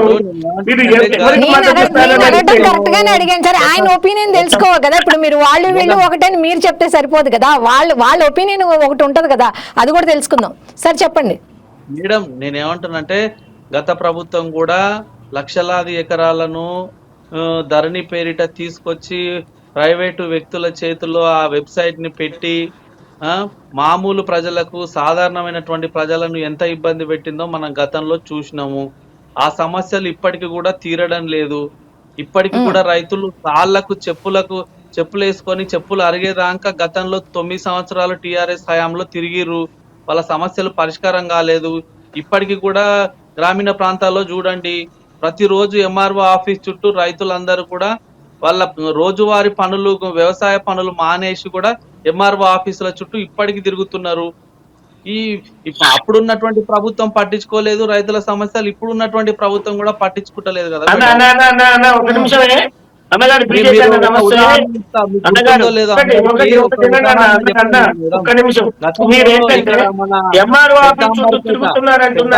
దయాకర్ గారు 1 minute చెప్పనివ్వండి. ఆయన చెప్పినంత మీరే మాట్లాడుతురు. ఒక ఉదాహరణ, నేను లేట్ గా జాయిన్ అయినా అన్న, మీరు నన్ను మాట్లాడలేకపోతే ఎట్లనే ఒక నిమిషం ఆగండి జరా. ఇప్పుడు ఈ ఒక ఉదాహరణ చెప్తా మేడం. గతంలో అంటే అది అట్లా చెయ్యాలనేది కాదు కానీ ఇదే పెద్దంబర్పేట దగ్గర ఒక రైతు ప్రతిరోజు నా సమస్య మీద ఎంఆర్ఓ ఆఫీస్కి వస్తున్నా, నన్ను పట్టించుకోవడం లేదు, నా సమస్యకు పరిష్కారం చూపిస్తలేదు అని చెప్పేసి అధికారుల చుట్టూ, ఆఫీసుల చుట్టూ తిరిగి విసిగి వేసారిపోయి ఒక ఎంఆర్ఓ కార్యాలయంలో పెట్రోల్ బాటిల్ తీసుకొచ్చి పెట్రోల్ పోసి అంటించినటువంటి ఘటన మనం చూసినాం మేడం గతంలో.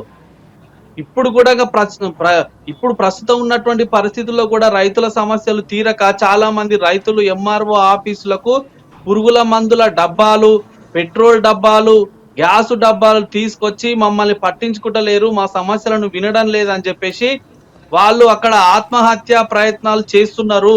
ఈ ప్రభుత్వాలకు చిత్తశుద్ధి లేదనడానికి ఇది నిదర్శనం కాదా? ఈ ప్రభుత్వాలు సిగ్గుతో తల వంచుకోవాలి అనేటువంటి దానికి ఇది ఉదాహరణలు కావా మేడం? ఇప్పుడు ధరణిని తీసుకొచ్చి ధరణిని తీసేసి బంగాళాఖాతంలో వేసినాము. మేము భూభారతి తీసుకొచ్చినాం అని చెప్పిరు. ఆ భూభారతి తీసుకొచ్చినప్పుడే మేము చెప్పినాము, మా రాష్ట్ర నాయకులు, మా కేంద్ర మంత్రులు అందరం చెప్పినాం, ఇది భూభారతి కాదయ్యా, భూమేత సంబంధించినటువంటిది, భూమిని మొత్తం హాంపట్ చేయడానికి తీసుకొస్తున్నటువంటిది అని చెప్పేసి మేము గతంలోనే చెప్పినాం. దీని గురించి రైతుల సమస్యల మీద ఎక్కడ మీరు పట్టించుకుంటున్నారు? అరే ఆధార్ కార్డు ఒక నెంబర్ తప్పు పడితే నెలలు రైతులు ఎంఆర్ఓ ఆఫీసుల చుట్టూ తిరుగుతున్నారు మేడం. ఇప్పుడు ఇంటి Okay. నెంబర్ తప్పు పడితే తిరగాలి, అడ్రస్ తప్పు అన్నా, పడితే మీకు ఓకే ఆధార్ అండి, కార్డు ఓకే నెంబర్ ఓకే తప్పు పడితే రాజనేత్ గారు, ఓకే ఏం- ఓకే దయాకర్ గారు మీరు ఏరియా రియాక్ట్ అవ్వండి. విస్తీర్ణం రాజనేత్ గారు 1 మినిట్, అన్నా, రాజనేత్ గారు 1 మినిట్, ఏరియా తప్పు పడితే అంటే ఎక్కడ అన్నా, రాజు గారు గారు, 1 మినిట్ దయాకర్ గారు మాట్లాడతారు. సార్ మాట్లాడండి. అన్న ఆధార్ కార్డులో ఒక అక్షరం తప్పు పడితే ఎంఆర్ఓ ఆఫీస్ చుట్టూ తిరుగుతున్నారంటారు. అది ఈ సేవ చుట్టూ తిరుగుతున్నారా, ఎంఆర్ఓ ఆఫీస్ చుట్టూ తిరుగుతున్నారా అన్న తెలివి ఆలోచన లేకుండా మనం మాట్లాడుతున్నాం. ఆధార్ కార్డులో కానివ్వండి, పాస్పోర్ట్ ఆఫీస్ లో కానివ్వండి, దేంట్లో కూడా ఒక అక్షరం తప్పు పోతే తిరగటంలో తప్పు లేదు. అది ఎక్కడ తిరగాల్సిన పని లేదని మేము చెప్తున్నాం. మీకే అవగాహన లేకుండా మాట్లాడుతున్నారు. ఆధార్ కార్డు తప్పు పడితే ఎంఆర్ఓ చుట్టూ ఆఫీస్ ఎందుకు తిరగాలన్నా మీరు తిరుగుతున్నారా మీకు తెలియక? ఈ సేవా కాడికి పోతే 10 నిమిషాలు మీకు పని చేసి ఇస్తాడు. ఒకటి, ఇందాక మీరు ఒక మాట అన్నారు, ఛాలెంజ్ చేస్తా నేను. నా పేరు కొదుమూరి దయాకర్ రావు, కాంగ్రెస్ పార్టీ స్టేట్ సేవాదళ్ రాష్ట్ర కార్యదర్శి. ఇందాక మీరు ఒక క్వశ్చన్ చేశారు, ఎంఆర్ఓ ఆఫీస్ చుట్టూ తిరుగుతున్నారు, ఇప్పటికీ రైతులు పంటలు వేసుకోకుండా కాళ్ళు చెప్పులు అరిగిపోతున్నాయి, చెప్పులు నేనే కొనిచ్చినానంటూ మాట్లాడుతున్నారు. రేపు మీరు ఏ ఆఫీస్కి పోదాం చెప్పండి, మన ఇద్దరం మాట్లాడుకున్న విషయం తెలియకుండా మేడం నెంబరు, నా నెంబరు, నీ నెంబరు, మేడం రైతులు తెలియకుండా సడన్ గా ఒక ఎంఆర్ఓ ఆఫీస్ మీరే చెప్పండి, ఆ ఎంఆర్ఓ ఆఫీస్కి వెళ్దాం, ఎంతమంది రైతులు ఏ పని మీద వచ్చారో తెలుసుకుందాం. దానికి మీరు రెడీగా? బీజేపీ పార్టీ కానీ, టీఆర్ఎస్ పార్టీ కానీ, ఏదైనా అంటే టీఆర్ఎస్ పార్టీ కూడా మీ రెండు బిఏ 100% ఛాలెంజ్ ఇస్తున్నా. ఇప్పుడు ఒకటి అన్న చెప్పాక చెప్పిగా. ఒకటి, రెండో విషయం మీరు ఏమంటున్నారంటే, ఆ ప్రభుత్వం చేసిన పని ఈ ప్రభుత్వం చేస్తుందంటున్నారు. ఆ పని చేసిన పని బీజేపీ, టిఆర్ఎస్, బిఆర్ఎస్ ఈ మూడు కలిసి చేసే పనులు ఏంటి? జనాల మీద, అధికార పార్టీలో ఉన్న వాళ్ళ మీద బురద జల్లడానికి మీరు చేసే వాక్యాలు, అనుబంధం. మీకు ఒకటే, మీరు ముగ్గురు కూడా కలిసి చేసేది ఏంటంటే, జనాల్లో తిరిగే ధైర్యం లేక, అసెంబ్లీకి వచ్చే ధైర్యం లేకుండా, టిఆర్ఎస్ ఏమో అసెంబ్లీకి రాదు, ప్రతిపక్ష నేత అసెంబ్లీకి రాడు, బీజేపీ ఏమో సెంటర్ లో ఉండి మేము నిధులు తెస్తామంటే మా సీఎం యుఎస్ఏ పోనీరు, ఎందుకంటే నిధులు వస్తే మాకు పేరు ఎక్కడ వస్తుందో అని యుఎస్ పోనీ కూడా చేశారు. BJP, TRS, okay. BJP Dayakar మూడు గారు, కలిసి ఓకే అండి. ఇక్కడ చేసేది. దయాకర్ గారు ఓకే ఓకే విజయార్య గారు, దయాకర్ గారి చెప్పండి. వ్యాఖ్యల మీద మీ రియాక్షన్ ఏంటి? ఇప్పటిగా మేము రెండు జాతీయ పార్టీలకు తద్విరుద్ధంగా బీజేపీ మీరు ఒకటే అని చెప్పి ఆయన చెప్తున్నారు. ఈ వ్యాఖ్యలను ఎలా తీసుకుంటారు? మేము సమదూరాన్ని పాటిస్తూ ఉం. రెండు జాతీయ పార్టీలు ఎప్పుడు కూడా అవి ఒక సహస్ర సర్పాలు లాంటివి. అవి ఎప్పుడు కూడా మింగేస్తూ ఉంటాయి ఈ ప్రాంతీయ పార్టీలను బతకని. ప్రాంతీయ పార్టీలు వచ్చిన తర్వాతనంటే, సరే పెద్దలు చెప్పినట్టు కాంగ్రెస్ పార్టీ స్వాతంత్రం తెచ్చిన మాట వాస్తవమే. స్వాతంత్రం వచ్చిన తర్వాత ఇంత 80 ఏళ్ళ చరిత్ర ఉన్నమాట వాస్తవం, మనం కాదంటలేం. కానీ మరి కాంగ్రెస్ పార్టీలో ఉన్న నాయకులందరూ కొత్త పార్టీలు ఎందుకు పెట్టుకోవాల్సి వచ్చింది? ఇది ఆలోచన చేయాలి కదా. ఇప్పుడు ఈరోజు భారతీయ జనతా పార్టీ కూడా ఆనాడు కాంగ్రెస్ లో ఉన్నటువంటి నాయకత్వమే కదా, బలమైన నాయకత్వం ఈరోజు భారతీయ జనతా పార్టీగా ఏర్పాటై ఈరోజు భారతదేశాన్ని పరిపాలిస్తుంది కదా. మరి ఎందుకు పరిపాలిస్తుంది? మరి మీరు ఒకవేళ నిజంగానే మంచి చేస్తే, మీరు దొంగలే కాకపోతే, మీరు మోసగారులే కాకపోతే, మీరు నిజంగా ప్రజల సంక్షేమాన్నే కోరితే, దేశ అభివృద్ధినే కోరితే, అవినీతే చేయకపోతే, మరి ఎందుకు ఈ పార్టీలను వచ్చినాయి? ఇప్పుడు మీరు చెప్పేదైతే మేమే చెప్తాం. మరి మా నాయకులు కూడా కాంగ్రెస్, మా నాయకులు కూడా తెలుగుదేశం, మీకు తెలియంది కాదు. మరి ఎందుకు ఏర్పాటైందంటే తెలంగాణ ప్రజలను చెరబెడితే ఈ రీజనల్ పార్టీస్ ఏర్పాటైనాయి. రీజనల్ పార్టీస్ వల్ల దేశం అభివృద్ధి చెందింది. ఎందుకు అనంటే కుటుంబాన్ని పట్టించుకునేటోడు లేనంత మన కుటుంబాలలో కూడా మన ఒక్కటే మాట పట్టించుకుంటేనే కుటుంబం వినండి వినండి బ్రదర్ బ్రదర్ దయాకర్ గారు, దయాకర్ గారు వన్ మన మినిట్ దయాకర్ గారు మీరు మాట్లాడారు కదా 1 మినిట్. మీరు మాట్లాడినప్పుడు నేను విన్నా. ఇప్పుడు మన కుటుంబాన్ని కూడా మళ్ళీ మీరే ఏమంటుందంటే ఒక్క క్వశ్చన్ ఏనండి మళ్ళీ మీరే మాట్లాడండి.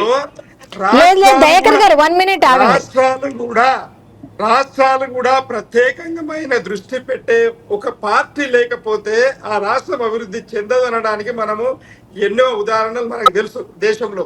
కాబట్టి మేము ఏమంటున్నామంటే భారతదేశంలో ఉన్న ప్రజల యొక్క ధన మాన ప్రాణాలను దోచినటువంటి ఈ కాంగ్రెస్ పార్టీకి వ్యతిరేకంగానే దేశంలో ఈరోజు రీజనల్ పార్టీస్ కావచ్చు, జాతీయ పార్టీలు కావచ్చు, ఇవన్నీ కూడా కాంగ్రెస్ పిల్లలే. కాబట్టి మీరు ఎక్కువ జవాబు ఇవ్వాల్సిన పని లేదు, మేము ఎక్కువ చెప్పాల్సిన పని కూడా లేదు. కాబట్టి ఇది చరిత్ర, ఇది అందరికీ తెలిసిన చరిత్ర.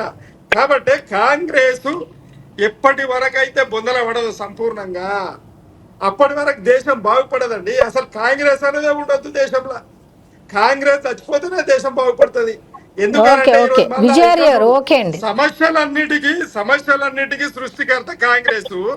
మళ్ళా అదే సమస్యలు నీ ఉన్ననాడు ఏమో పరిష్కరించనిక చేత కాకపోయా కొత్త పార్టీలు వచ్చి ఒక ఒక్క నిమిషం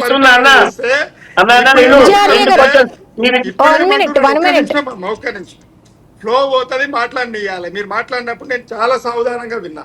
అయితే మళ్ళీ ఇప్పుడు పార్టీలు వచ్చి పరిపాలన చేస్తే మళ్ళా దొంగ అన్నట్టు మీకున్ననాడు చేతగాలే చేయనీకే మళ్ళీ ఇప్పుడు మేము చేస్తామని మా రాహుల్ గాంధీ ప్రధానమంత్రి అయితే బీసీ రిజర్వేషన్ చేస్తాం. బీసీలను తొక్కిందే కాంగ్రెస్ పార్టీ, దాన్ని మళ్ళా దొక్కుతుంది భారతీయ జనతా పార్టీ. బీసీల కోసం ఈ రోజు రీజనల్ పార్టీస్ అన్ని కూడా 60 నుండి 70%, మీ భారతదేశంలో ఏ పార్టీ అయినా తీసుకోండి, బీసీలకు 60 నుండి 70% పరిపాలనలో భాగస్వామ్యం ఇచ్చింది. మరి ఇది అర్థం చేసుకోవాలి కదా. కన్ఫ్యూజన్ క్రియేట్ చేయడం ఈ రీజనల్ పార్టీస్ ఒక చంద్రబాబు నాయుడు గారు పెట్టిన ముఖ్యమంత్రి, ఇది క్లియర్. భారతీయ జనతా పార్టీలో ఉన్న మోదీ గారికి తొత్తు, ఇది క్లియర్. ఈ రోజు చంద్రబాబు నాయుడు నడుస్తుంది. ఈడ ఏంటంటే మేమేం చెప్పబోతున్నామంటే ఇక్కడ బీఆర్ఎస్ ను ఖతం చేయాలి, కాంగ్రెస్ పార్టీని సంపూర్ణంగా ఖతం చేయాలని ఎత్తుగడలో భాగంగానే రేవంత్ రెడ్డి గారు ఉన్నారు. లేకపోతే 420 హామీలలో కనీసం సగం హామీలను నెరవేర్చాలి. విజయార్య గారు ఓకే వెయిట్, దయాకర్ గారు మీరు చెప్పండి. అలా మీరు ఇందాక కాంగ్రెస్ ప్రభుత్వం అది మాట్లాడారు కదా, కేసీఆర్ గారు అనే వ్యక్తికి ఆ రోజు చంద్రబాబు నాయుడు పదవి ఇచ్చి ఉంటే టిఆర్ఎస్ పార్టీ అధినేత చంద్రశేఖరరావు గారు తెలంగాణ ఉద్యమం అని తెచ్చేవాడా? ఒకసారి ఆలోచించుకోండి. ఆయన పదవి కోసం ఇయ్యలేదని కేవలం ఆయనకు ఒక పదవి, చంద్రబాబు నాయుడు గారు ఎన్టీఆర్ గారు టీడీపీలో ఉన్నప్పుడు ఆయనకు పదవి ఇవ్వకపోవటం వల్ల తెలంగాణ ఆలోచన తీసుకొచ్చి ఎత్తింది, ఆలోచన తెచ్చింది ప్రొఫెసర్ జయశంకర్ గారు కాదా? ఒకసారి ఆలోచించుకోండి. మీ టిఆర్ఎస్ ప్రభుత్వం ఉన్నప్పుడు ప్రొఫెసర్ జయశంకర్ గారికి విగ్రహం పెట్టారా?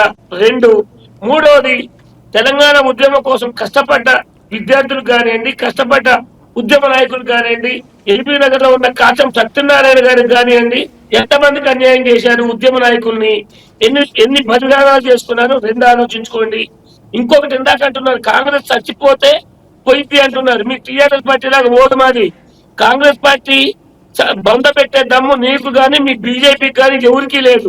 టీఆర్ఎస్ పార్టీని బొంద పెట్టడానికి మాకు హక్కు ఉంది. ఎట్లుందంటే కేసీఆర్ గారు తదనంతరం వాళ్ళిద్దరు కొట్టుకుంటారు, మేము చెప్పక్కర్లే. కేసీఆర్ గారు తదనంతరం ఆ బాస్ ఉన్నంతసేపే ఆ టీఆర్ఎస్ పార్టీకి ఒక గుర్తింపు. సార్ తదనంతరం వీళ్ళు బావాబామర్దులు పదవి కోసం కొట్టుకొని పార్టీ అది చిన్న చెరువు లాంటిది, మాది సముద్రం లాంటిది. కాంగ్రెస్ పార్టీని నువ్వు తప్పితే నేను తప్పితే పోయేది కాదు. అది ఆలోచించి మాట్లాడాలి, అది గుర్తుపెట్టుకోండి. రెండో విషయం మీరు ఒకటి గుర్తుపెట్టుకోండి, మనం ఏంటంటే ఏది చేసినా కూడా బీఆర్ఎస్, బీజేపీ ఈ మూడు కలిసి అధికారంలో ఉన్నప్పుడు మీరు 10 ఏళ్ళప్పుడు ఒకసారి బీజేపీ అందరూ కూడా చెప్తున్నా, ఒకసారి గుర్తుపెట్టుకున్నా, కేసీఆర్ గారి అహంకారం ఎలా ఉంటుందంటే మోడీ గారు హైదరాబాద్ వస్తే మోడీ గారు ఫ్లెక్సీలు కూడా చించేసి, అంటే ఎలక్షన్ అప్పుడే పార్టీలు ఉండాలి తప్ప ఎలక్షన్ అయిపోయిన తర్వాత ప్రజలకి ఏ విధంగా న్యాయం చేయాలి, ప్రజలు మన తెలంగాణ రాష్ట్రాన్ని మనం అందరం కలిసి ఏ విధంగా అభివృద్ధి చేసుకోవాలి తప్ప ఎప్పుడు కూడా దయాకర్ గారు క్లుప్తంగా చెప్పండి. వదిలిపెట్టేసి దయాకర్ గారు క్లుప్తంగా చెప్పండి, టైం అయిపోయింది, క్లుప్తంగా చెప్పండి. మీరు కేసీఆర్ గారిని అహంభావి అంటున్నారు కదా, మోదీ గారంతా అహంభావి ఈ ప్రపంచంలో ఎవరైనా ఉన్నారా? మోదీ గారి ఓకే ఓకే విజయార్య గారు 1 మినిట్. విజయార్య గారు మీరు మాట్లాడారు, ఓకే 1 మినిట్. రాజనేత గారు మానవతావాది. Sir 1 minute. ఆయన మానవతావాదండి. Sir 1 minute. ఆయనను పట్టుకొని గర్వము అని అంటే, గర్వం ఉంటే ఒకవేళ రాష్ట్రం వచ్చేదా అండి? 38 పార్టీల కాళ్ళు మొక్కి తెలంగాణ రాష్ట్రం తెచ్చే సోనియా విజయార్య గారు 1 మినిట్. రాజు టైం అయిపోయింది. రాజనేత గారిని కూడా అడుగుతాము, ఆయన ఆయన ఒపీనియన్ కూడా తీసుకుందాం. రాజనేత గారు ఇప్పుడు కాంగ్రెస్ వాళ్ళు చెప్తుంది ఏంటి? 1 మినిట్. ఇక బామర్దులకు అంటారు మాది జీవనది లాంటిది, మాది జీవనది. విజయార్య గారు ప్లీజ్ నీళ్ళు ఇస్తాం ప్రజలకు. ఒక్కసారి టైం అయిపోయింది, ఆయనకు కూడా టైం ఇద్దాం ప్లీజ్. అది ఉప్పు, ఆ ఉప్పు రాజనేత గారు తాగరు. మేడం చెప్పండి. మీరు ఇప్పుడు ఏంటంటే క్వశ్చన్ ఏంటంటే, ఇప్పుడు కాంగ్రెస్ వాళ్ళు ఏం చెప్తున్నారంటే బీఆర్ఎస్ తప్పిదం అంటున్నారు, బీఆర్ఎస్ వాళ్ళేమో కాంగ్రెస్ తప్పిదం అంటున్నారు, మధ్యలో ప్రజలు బలైపోయారు. ఇప్పుడేమో మీరు వచ్చి బీజేపీ వాళ్ళు మేము ప్రజల పక్షాన ఉంటాము అంటూ కూడా రకరకాలుగా మాట్లాడుతున్నారు. అంటే మీరు కానీ బీఆర్ఎస్ కానీ కేవలం రేవంత్ రెడ్డిని ఇరికించే ప్రయత్నంలో మాత్రమే ఇన్వాల్వ్ అవుతున్నారు. వాస్తవంగా అయితే 22A భూములకు సంబంధించి కాదు, ఫీజు రియంబర్స్మెంట్కి సంబంధించినవి కాదు, ఇవన్నీ కావాలని ఏ అంశం దొరికినా కావాలనే బీజేపీ కానీ బీఆర్ఎస్ కానీ కావాలనే టార్గెట్ కాంగ్రెస్ అన్నట్టుగా వినబడుతోంది. దీని మీద ఏం చెప్తారు? కొంచెం క్లుప్తంగా చెప్పండి, టైం అయిపోయింది. మేడం ఇప్పుడు నేను ఏదో విమర్శించడం భారతీయ జనతా పార్టీ తరఫున అనేది కాదు మేడం. ఈరోజు భూములకు సంబంధించి తెలంగాణ రాష్ట్రంలో భూములన్నీ కూడా కావాలని వాళ్ళ అనుచర వర్గాలకు కట్టబెట్టాలనేటువంటి ప్రయత్నం జరుగుతుందని వాళ్ళ మంత్రివర్గంలో ఉన్న వాళ్ళే చెప్తున్నారు కదా మేడం. ఈ 1908 1908 చట్టాల్లో ఉన్నటువంటి 22Aని బూచిగా చూపెట్టి ఈరోజు ప్రైవేటు ఆస్తులను కూడా నిషేధిత జాబితాలో పెడుతున్నారు 22A కింద అని చెప్పేసి వాళ్ళ మంత్రివర్గంలో ఉన్న వాళ్ళు, వాళ్ళ ప్రభుత్వంలో ఉన్న ఎమ్మెల్యేలే చెప్తున్నారు. అధికారిక లెక్కల ప్రకారం ఈరోజు 1 కోటికి పైగా ఎకరాలు ఈరోజు తెలంగాణ రాష్ట్రంలో కావాలనే నిషేధిత జాబితాలో పెడుతున్నారని వదంతులు కూడా వస్తున్నాయి కదా. ఈరోజు విమర్శలు చేయడం అంటే ఏదో ఆషామాషిగా విమర్శలు చేసి పోవడం కాదు కదా. చెప్పండి. నిజంగా నేను ఒకటే చెప్తున్నా మేడం, ఈ రోజు తెలంగాణ రాష్ట్రంలో ల్యాండ్ మాఫియా నడుస్తుంది కాబట్టి 100% భారతీయ జనతా పార్టీ తరఫున మేము డిమాండ్ చేస్తున్నాం. దీనిపైన సమగ్రమైనటువంటి విచారణ జరగాలి.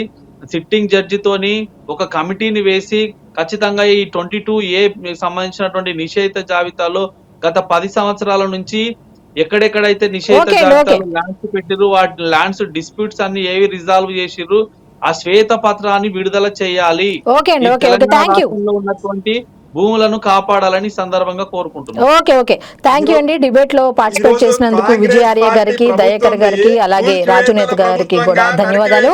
అయితే మాట తప్పిన ప్రభుత్వంగా, మడవ తిప్పిన ప్రభుత్వంగా ఓకే సార్ క్లోజ్ అయిపోయింది సార్. ఓకే అయితే ఇక్కడ మనం మాట్లాడుకోవాల్సిన విషయం ఏంటంటే, మెయిన్ అధికారులు కానీ లేకపోతే నాయకులు మారినా ఇబ్బందులు పడుతుంది మాత్రం ప్రజలే. దీనికి ఎప్పటికి ఎండింగ్ ఉంటుంది అనేది మాత్రం ఎవరికీ తెలియదు. అంటే ఇప్పుడైతే కొత్తగా ఇప్పుడు నిన్నైతే ఫీజు రియంబర్స్మెంట్ బకాయిలకైతే ఒకరి మీద ఒకళ్ళు ఆరోపణలు చేసుకుంటూ ఒకరి మీద ఒకళ్ళు నెట్టుకుంటూ వచ్చారు. ఇప్పుడు కూడా ఈ 22A భూములకు సంబంధించింది కూడా అదే విధంగా ఒకరి మీద ఒకళ్ళు బురద జల్లుకునే ప్రయత్నమే చేస్తున్నారు. ఈ మధ్యలో మాత్రం ఎన్నుకున్నటువంటి ప్రజలైతే బలైపోతున్నారు. చూద్దాం ఇది ఎక్కడి వరకు వెళ్తుందో. Stay tune E6 TV.